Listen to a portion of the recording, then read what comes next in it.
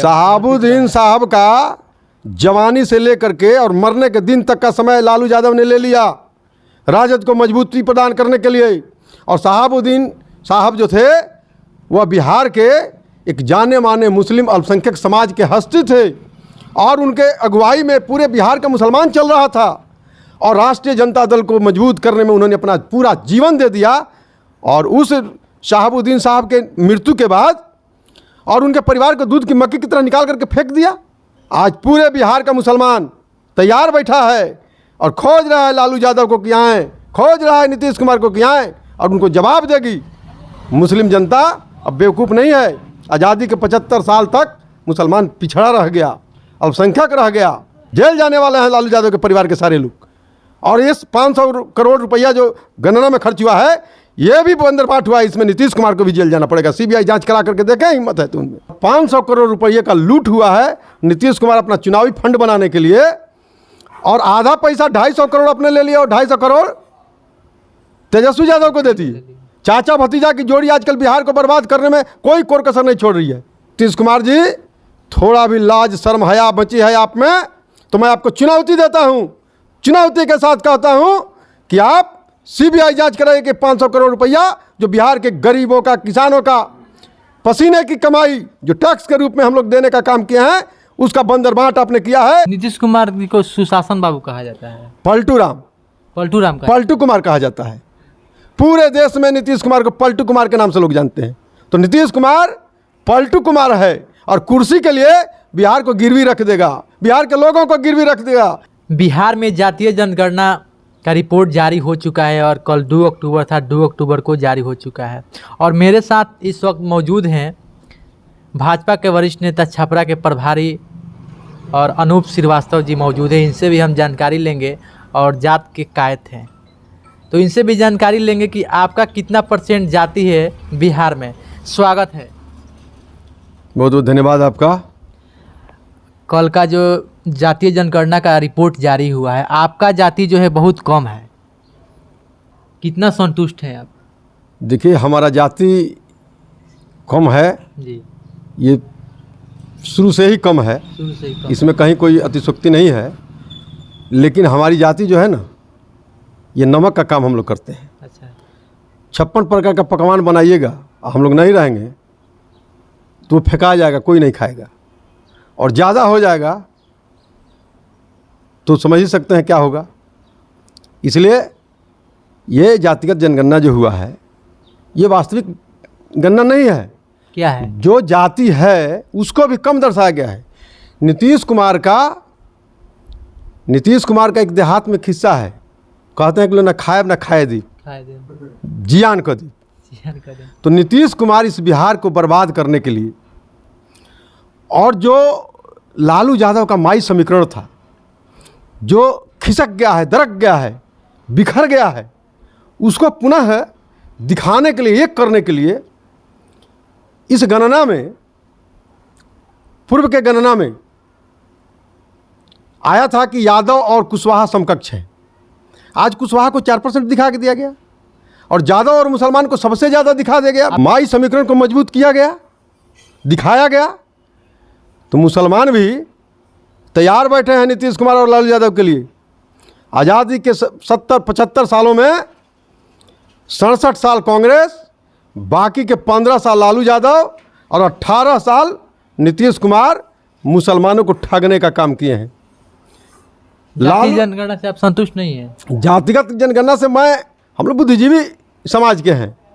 बिहार का जो अशिक्षित व्यक्ति है वो भी संतुष्ट नहीं है, इसलिए कि यह ड्रामा हुआ है और 500 करोड़ रुपये का लूट हुआ है नीतीश कुमार अपना चुनावी फंड बनाने के लिए। और आधा पैसा 250 करोड़ अपने ले लिया और 250 करोड़ तेजस्वी यादव को देती है। चाचा भतीजा की जोड़ी आजकल बिहार को बर्बाद करने में कोई कोर कसर नहीं छोड़ रही है। मैं नीतीश कुमार से पूछना चाहता हूं कि आपके कर्मचारी, शिक्षक कर्मचारी गणना का काम किए, उसका मॉनिटरिंग का काम आपके ऊपर के अधिकारी, बीडीओ किए, सीओ किए और जो अधिकारी किए, और सबको वेतन मिलता था। तो ये 500 करोड़ रुपया कहाँ गया? ये 500 करोड़ रुपया कहाँ खर्च हुआ?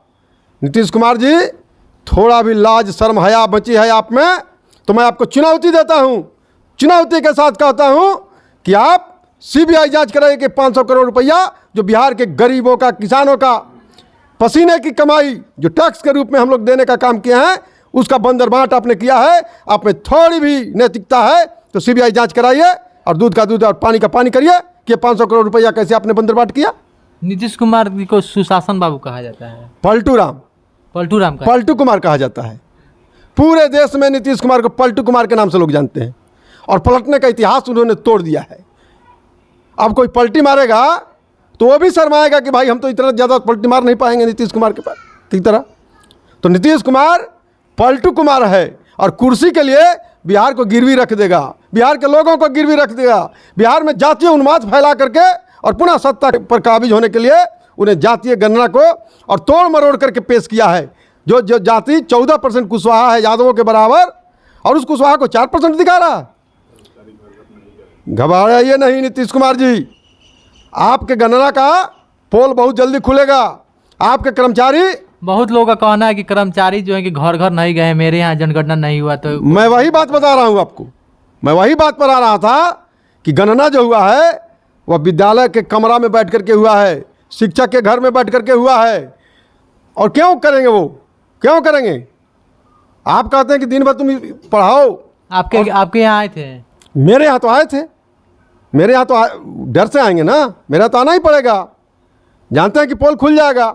लेकिन 80% घरों में कोई गणक नहीं गया है जातीय गणना करने के लिए।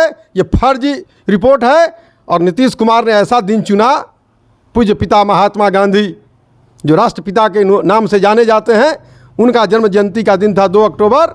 और जिस महात्मा गांधी ने सर्वधर्म समभाव की बात की थी, उस महात्मा गांधी के जन्म जयंती के अवसर पर जातीय गणना को सार्वजनिक करके नीतीश कुमार ने उनको अपमानित करने का काम किया है। स्वर्ग में भी जहां बापू की आत्मा होगी वह कराह रही होगी, रो रही होगी और उनको माफ़ नहीं करेगी। बिहार की जनता भी तैयार है, आने वाले चुनाव में सबक सिखा देगी आपका गणना। और आपने जो बंदरबांट किया है 500 करोड़ रुपये का, इसका हिसाब आपसे लेगी। बिहार की जनता को क्या फ़ायदा इस जातीय जनगणना से? कोई फायदा नहीं है इस गणना से। इस गणना से न किसी जाति को फायदा है, न किसी व्यक्ति को फायदा है। सरकार को क्या फायदा है?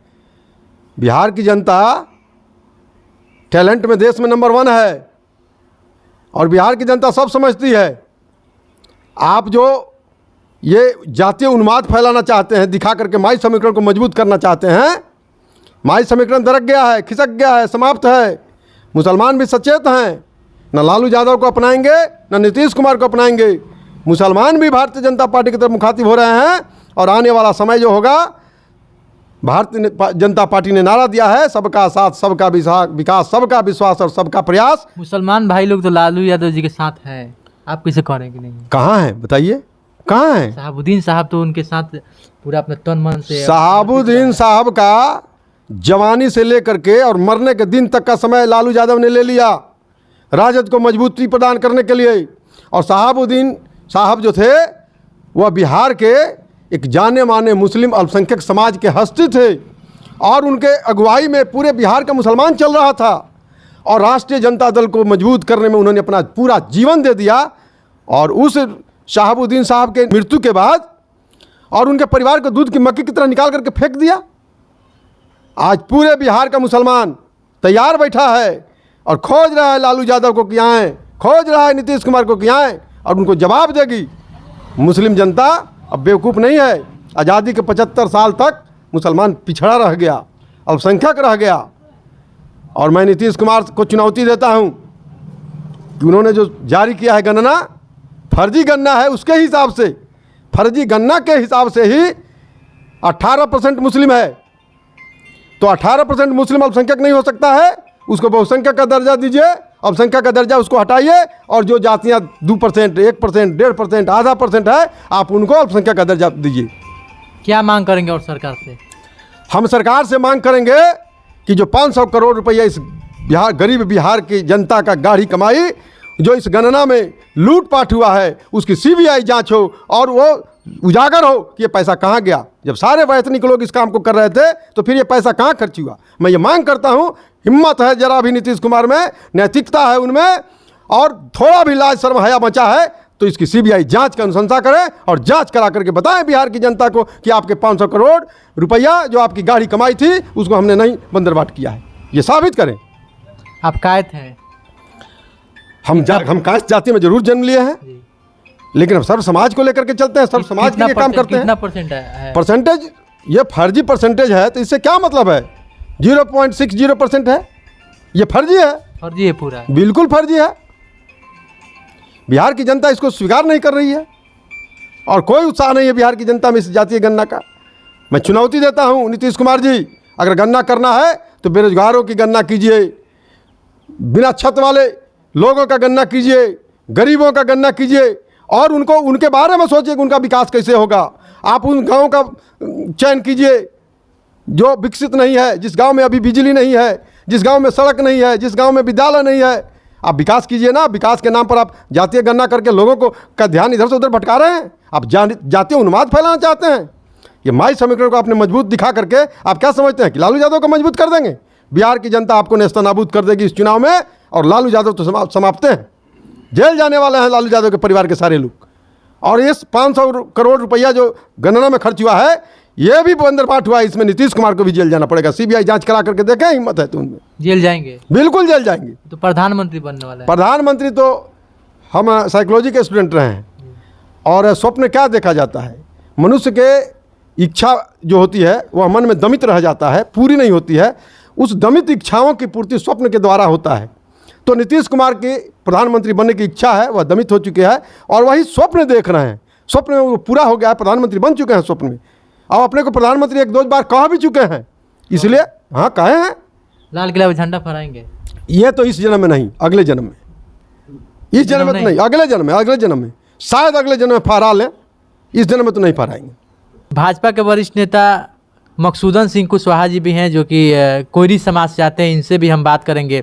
जातीय जनगणना से खुश हैं आप? नहीं खुश हैं। क्या है? जो 14% पहले थे और 4% हम आ गए हैं। 4% में आ गए हैं? आ गए हैं। इसे पूरी जनता, बिहार की जनता खुश नहीं है। सरकार से क्या मांग करेंगे? सरकार से मांग करेंगे, फर्जी जनगणना है फर्जी जनगणना है और यह केंद्र सरकार की योजना है जनगणना कारण की, बिहार सरकार की नहीं है। अच्छा, गरीबी पे जनगणना होना चाहिए कि नहीं? कितना लोग एकदम गरीब हैं गरीबी बिहार? पर, बेरोजगारी पर, किसानों की जनगणना होनी चाहिए। बगल में आपके कोयरी भाई भी हैं, इनका तो जनसंख्या ज़्यादा है आपसे, तो कह रहे हैं कि किसानों पे, देखिए, बेरोजगारी पर, गरीबों की जनगणना होनी इस चाहिए। बिहार में कुशवाहा समाज